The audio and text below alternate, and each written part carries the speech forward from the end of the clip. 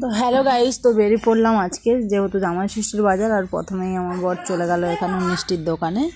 এখান থেকে প্রথমে মিষ্টি নিয়ে চলে এলো। আর মিষ্টির দোকানে ভিড়টা শুধু দেখো, যেহেতু জামাই ষষ্ঠীর বাজার তো সেই কারণে এত ভিড়। প্রথমে মিষ্টি নিল, ও আবার ব্যাকে যাবে দই আনতে। যাই হোক, নেওয়া হয়ে গেলে এবার আমরা রওনা দেবো আর কি বাপের বাড়ি যাওয়ার জন্য। আমার বর প্রায় 6 বছর পরে যাচ্ছে। আর এখানে আমার সোনু তো কখনোই দেখেনি, মানে এইভাবে ষষ্ঠীর কখনো জানেই না। তো যাই হোক, ওর কাছে ওইটা প্রথম, নতুন আর কি ওর কাছে। যাই হোক, এবারে বেরিয়ে পড়লাম যাওয়ার জন্য।